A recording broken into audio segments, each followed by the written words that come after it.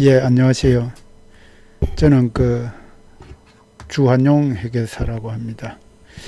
요, 요 앞번 영상에서 이제 아파트나 공동주택에 대해서 제가 상속이나 증여할 때 평가를 어떻게 하는지, 평가 기간이 어떻게 되는지, 그거에 대해서 설명을 드렸는데, 그러니까 공동주택 이외에 이제 비주거용 건물이나, 또 상가 건물, 그러니까 상가 건물이죠. 비주거용 건물. 그리고 토지하고는 상속 정리했을 때 어떻게 평가를 하느냐, 그 내용을 설명드리도록 하겠습니다.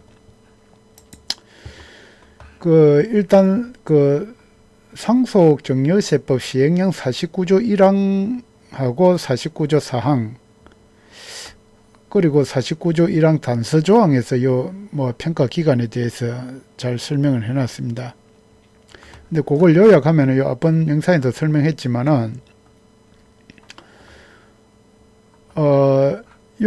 원칙적인 평가 기간은 이제 상속일 전 6개월, 정리일도 전 6개월 하고 그리고 상속 또는 정리하고 나서 신고를 그러니까 할 때까지의 매매 사례가액을 해가지고 이제 아파트나 공동주택의 경우에는 그걸 매매 사례가액이 있으면 하고 매매 사례가액이 없으면 기준시가를 하는데, 그런데 기준시가를 신고했다 하더라도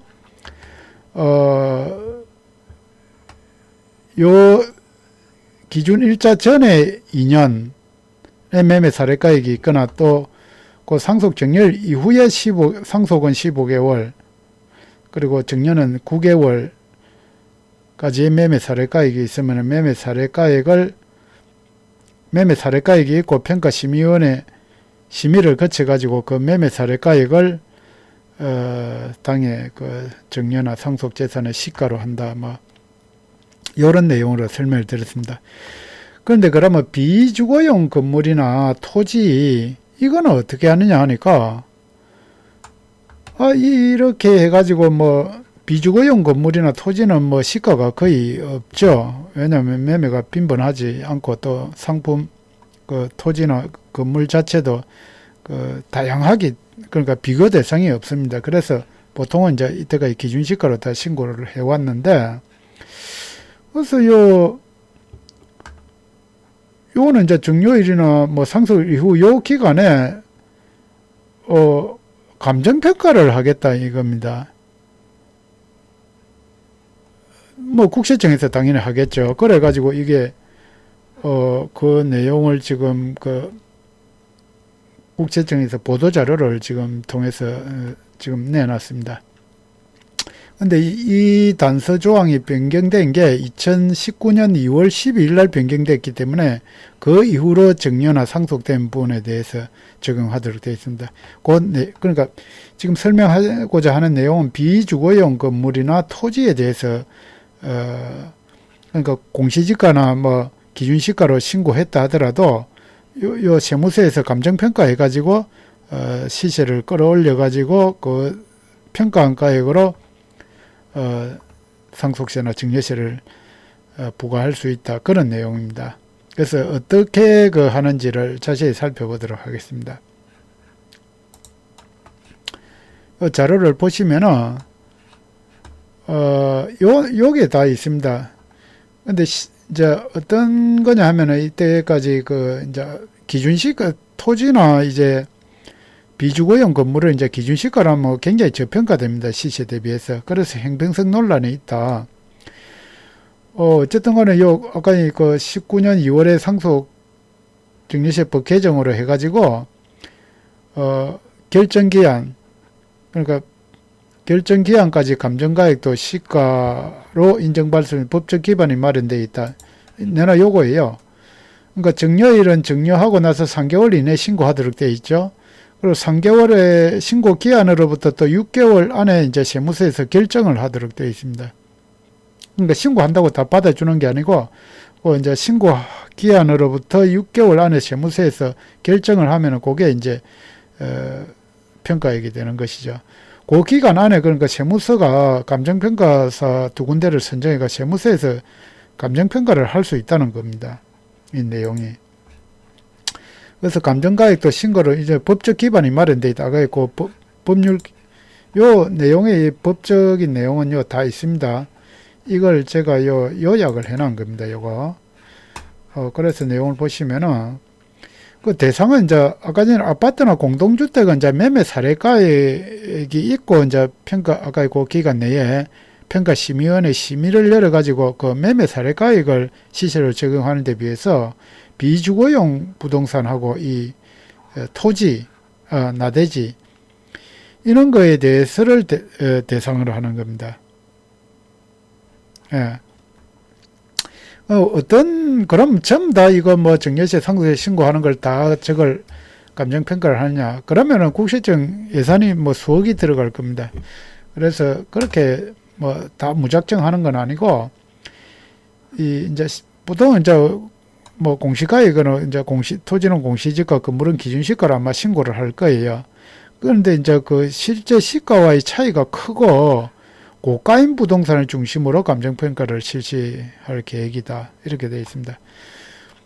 그래서 둘 이상의 감정평가 기관에 의뢰하고, 평가하고 나서는 이제 또 심의위원회 심의를 거쳐서 이제 시가로 인정된 감정가액을 상속증여재산으로 평가한다. 그렇게 되어 있습니다. 그 다음에 뭐 그렇게 하면은 뭐 과세 형평성이 제고된다. 뭐 성실, 이 내용을 쭉 살펴보겠습니다. 아까 말했던 비주거용 건물하고 부동산하고 이제 토지, 그걸 하는데, 방금 설명드린 내용 그대로입니다.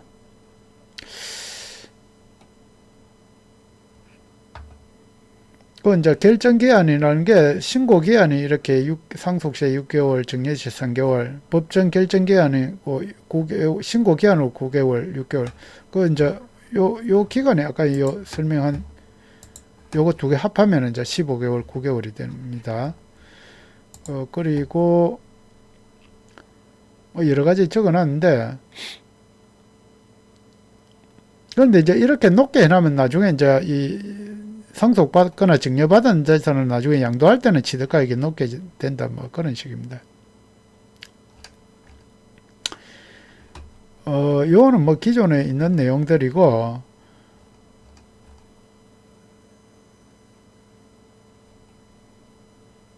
그러니까 이 고가의 비주거용 부동산이 모두 감정평가 대상이 되느냐? 이제 주로 고가의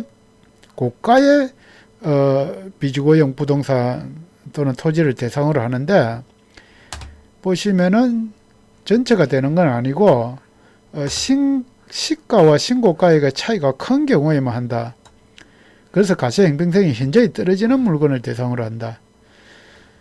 그러면 그 차이 구체적인 기준은 어떻게 되느냐? 그거는 이제 공개를 안 합니다. 공개를 안 한다고 되어 있습니다. 조세비 그럼 뭐 얼마 이하는 그냥 감정평가 안 한다 이렇게 되기 때문에 이제 자진해서 이제 감정평가에서 신고해라 그런 뜻입니다. 이 감정평가한 거는 종합부동산세나 뭐 재산세에는 영향을 미치지 않습니다. 이건 오로지 상속세, 증여세 또는 나중에 양도세 할 때 취득가액 그거에 대해서만 쓰이고 다른 거에는 쓰이지 않는다.